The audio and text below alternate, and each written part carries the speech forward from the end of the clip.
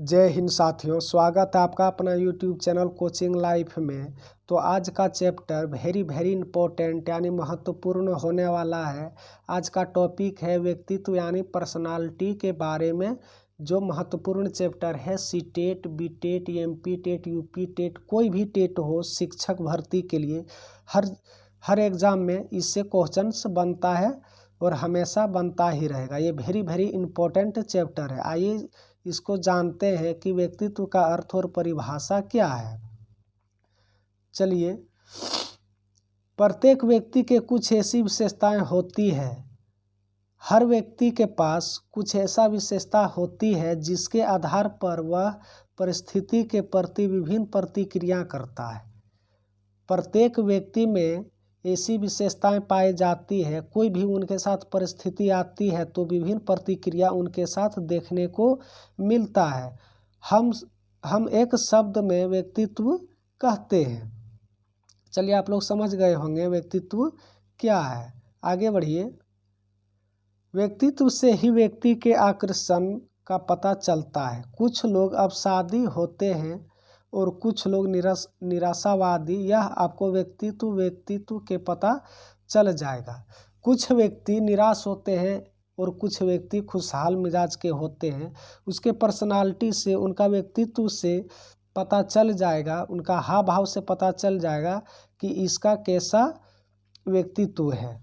आगे बढ़िए। व्यक्तित्व का अर्थ क्या है? व्यक्तित्व का अर्थ जान लेते हैं। व्यक्तित्व अंग्रेजी के पर्सनालिटी यानी इसे हम पर्सोना भी कहते हैं, शब्द का हिंदी रूपांतर है जिसका उत्पत्ति यूनानी भाषा के पर्सोना शब्द से हुआ, जिसका ये अर्थ है। इसको यहाँ पे कर लेते हैं। हाँ, व्यक्ति के अंतर्गत जो पर्सनैलिटी शब्द हिंदी रूपांतर शब्द है जिसकी उत्पत्ति यूनानी भाषा के पर्सोना शब्द से निकला हुआ है।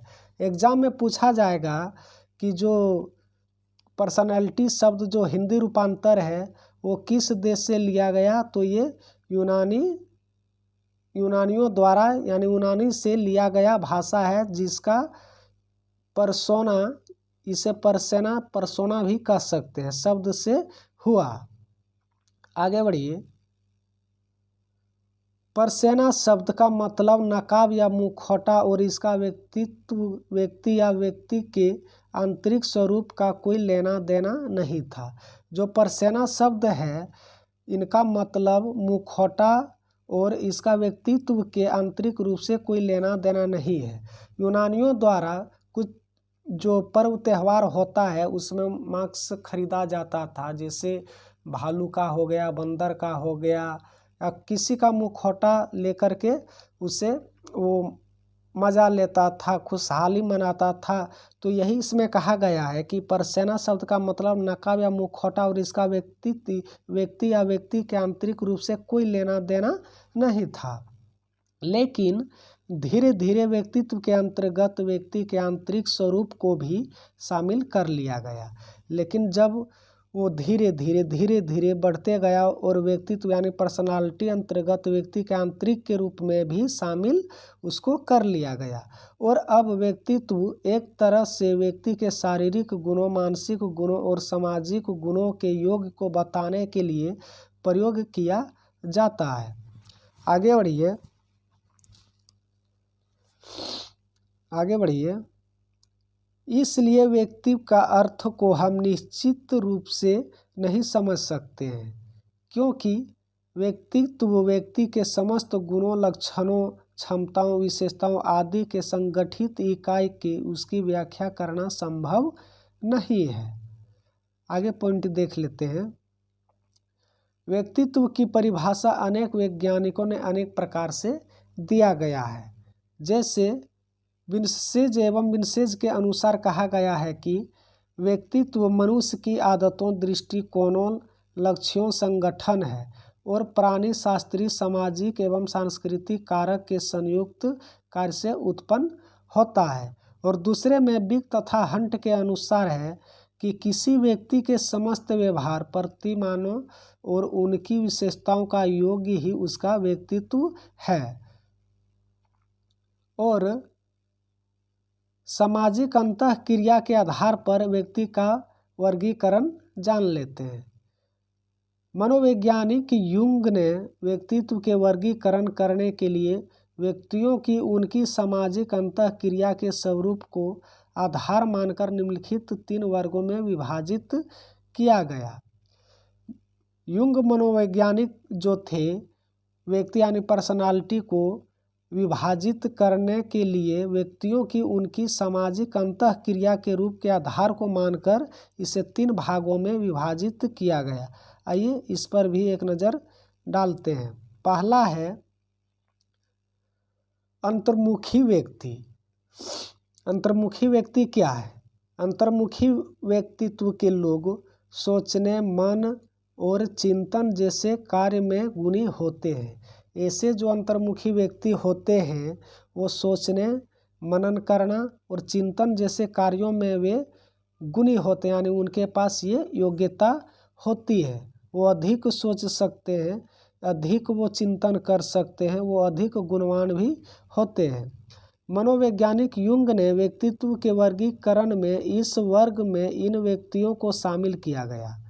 युंग साहब ने पर्सनालिटी के वर्गीकरण में इस वर्ग में उन व्यक्तियों को शामिल किया गया जो आत्मचिंतन, आत्मकेंद्रित और शांति प्रिय होते हैं। आगे बढ़िए। अंतर्मुखी व्यक्ति के व्यक्तित्व संवेदनशील, प्रतिष्ठित और मितभाषी होते हैं। जो अंतर्मुखी व्यक्ति होते हैं वो संवेदनशीलता और कर्मनिष्ठता और मितभाषी के होते हैं।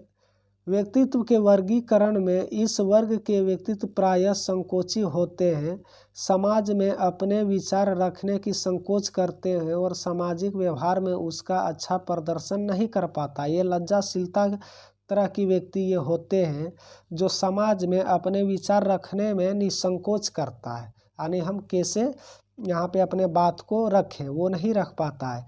सामाजिक व्यवहार में इतना अच्छा प्रदर्शन वो नहीं कर पाता, यानी कोई चीज़ समाज के बारे में ले लीजिए, उसको अगर यदि आप चुनते हैं वो समाज में तो उतना प्रदर्शन वो नहीं कर पाएगा, क्योंकि उसके पास ऐसा योग्यता नहीं है। उदाहरण के तौर पर कोई ऐसा लेखक जो लेखन कार्य में बहुत ही अच्छा है लेकिन वह एक अच्छा वक्ता नहीं होते हैं। आप लोग भी देखे होंगे कुछ ऐसा लेखक कार्य में बहुत ही अच्छा है लेकिन वह अच्छा वक्ता नहीं कर पाते हैं सामने से, तो उसको हम अंतर्मुखी व्यक्तित्व के यह व्यक्ति कह सकते हैं। आगे बढ़िए। और दूसरा है बहिर्मुखी व्यक्ति।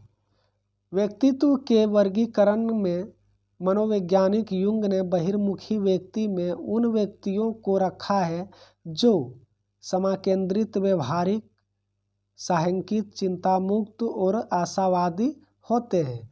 ऐसे व्यक्ति सामाजिक कार्यों में रुचि लेते हैं और लोकप्रिय प्राप्त करते हैं, जैसे कि एक कुशल वक्ता। पिछले पॉइंट में आप पढ़े थे वो समाज के लिए अच्छा वक्ता नहीं हो सकता है। जब समाज में उसको बोलने के लिए या प्रस्ताव रखने के लिए कहिएगा तो वो हड़बड़ाने और घबराने लगता है। उसी का अपोजिट ये है कि इसमें कह रहा है कि समाकेंद्रित, व्यवहारिक, साहसिक और चिंता मुक्त और आशावादी होते हैं। ये व्यक्ति समाज के लिए रुचि लेते हैं और लोकप्रियता प्राप्त करते हैं, जैसे कि कुशल ये वक्ता हो। आगे बढ़िए। तीसरा है उभयमुखी व्यक्तित्व। जिन व्यक्तियों में उभयमुक्ति एवं बहिर्मुक्ति दोनों व्यक्तित्व का लक्षण लगभग समान रूप से उपस्थित होते हैं उन्हें मनोवैज्ञानिक युंग ने व्यक्तित्व के वर्गीकरण उभयलिंगी वर्ग में रखा गया है। युंग साहब ने जो आप पिछले पढ़े थे बहिर्मुखी, अंतर्मुखी, और ये दोनों इसी में अभयमुखी व्यक्ति में जब आता है तो उसमें मनोवैज्ञानिक युंग ने वर्गीकरण उभयलिंगी में रखा गया और ये लगभग समान रूप से अंतर्मुखी और बहिर्मुखी का मिलता जुलता है। आई होप चैप्टर आपको समझ में आ गया होगा, तो चैनल को सब्सक्राइब कर लें, लाइक कर दें और दोस्तों के साथ शेयर कर दें। एजुकेशन लाइव टेलीग्राम से ज्वाइन हो जाएं, आपको फ्री PDF और अन्य वीडियो के लिए मिलता रहेगा। जय हिंद, वंदे मातरम।